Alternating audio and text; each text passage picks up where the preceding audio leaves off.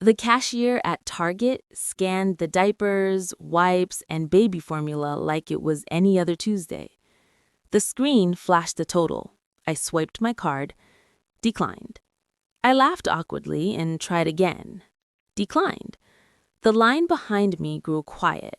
My daughter started fussing in the cart, her tiny fingers gripping the edge like she could sense something was wrong. The cashier looked at me with polite sympathy. "I'm sorry, ma'am, it's not going through." That's when my phone buzzed. Husband. "Hey, I locked the card. We need to talk about spending." I stood there, holding diapers for our child, realizing I had just been financially cut off, without warning, without consent, without dignity.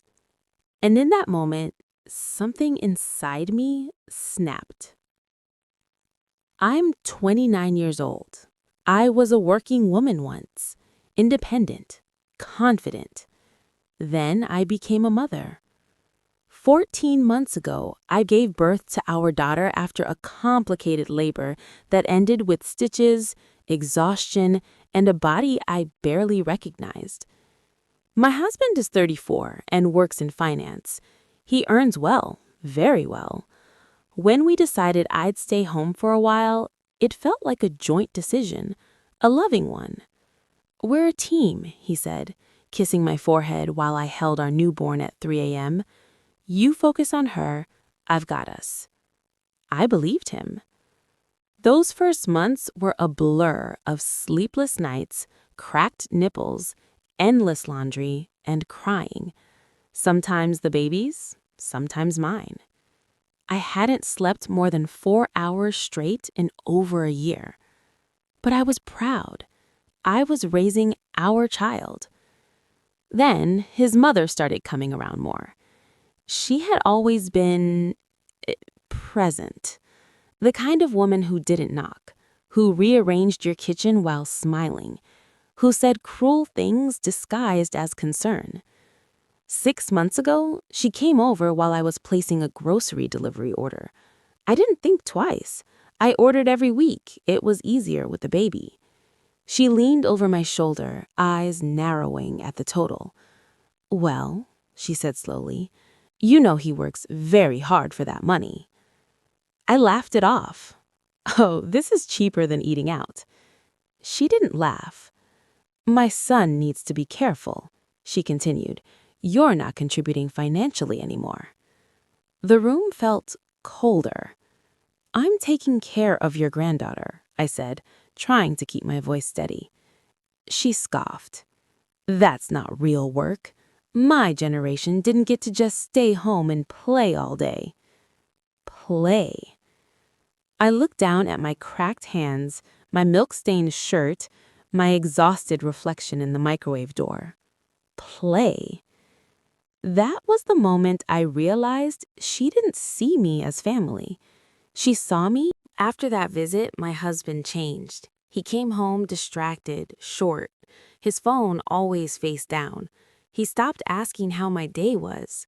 Then one night, while I was folding baby clothes on the couch, he said it. "We need to restructure our finances." I laughed, thinking he was joking. "What do you mean? Everything's joint." He didn't smile. My mom made some good points about protecting assets, especially now that things are different. Different. Because I became a mother? He continued, rehearsed and cold. "We should set up an allowance system for household expenses." I stared at him. "We're married." "Things change when there's a baby," he said. "I need to think long term." That wasn't my husband speaking. That was his mother wearing his face. 2 weeks later, I got the text. All our joint accounts were closed, gone. He had opened new accounts only in his name. He transferred $800 into a new account he created for me. $800 for groceries, for diapers, for formula, for gas, for everything. When I called him crying, he said calmly, "Mom helped me set it up. This is what responsible people do." That night, I held our daughter while realizing I had no access to my own life. And then came Target. After the card declined, I left the cart where it was and drove straight to his office. I had never done that before. I walked past the receptionist, ignored the stares, and found him mid-meeting. I didn't care. "You locked me out of our money while I was holding our daughter," I said, my voice shaking. The room went silent. His coworkers stared. He turned red and hissed, "We'll talk at home." That night, his mother was sitting in my living room. She smiled like she'd won. "You're being dramatic," she said. "Plenty of women manage budgets. You should be grateful he's taking care of you." I looked at my husband.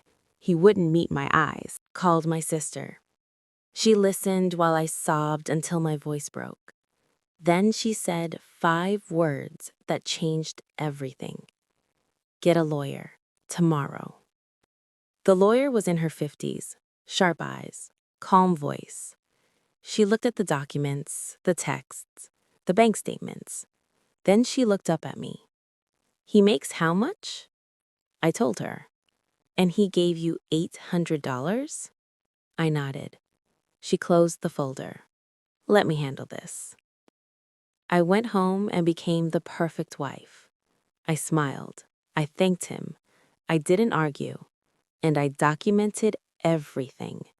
5:12 a.m., baby woke crying. 5:45 a.m., feeding. 6:30 a.m., diaper change. 7:15 a.m., laundry. 8 a.m., pediatrician call. Every feeding, every night waking, every meal cooked. I took photos, screenshots, receipts.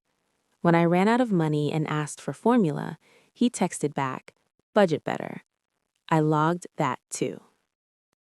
2 months later, I had him served. At his office, in front of his boss, in front of the same coworkers who watched me break down.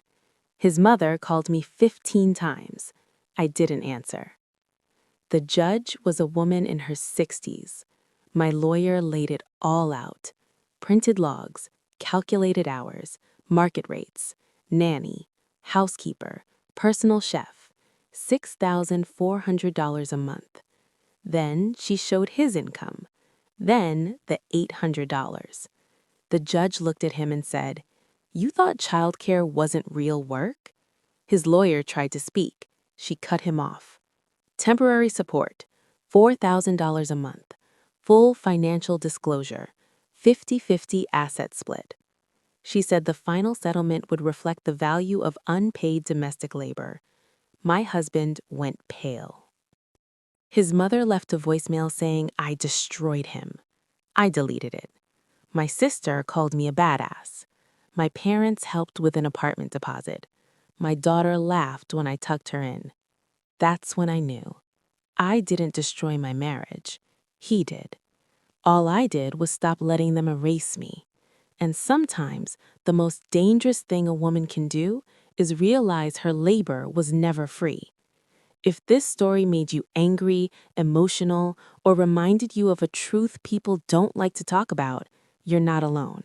Stories like this happen every day, quietly, behind closed doors. Like this video so more voices like mine don't stay hidden. Subscribe to the channel for real, powerful stories about betrayal, strength, and the moment people finally choose themselves. Because silence protects the wrong people, and some stories deserve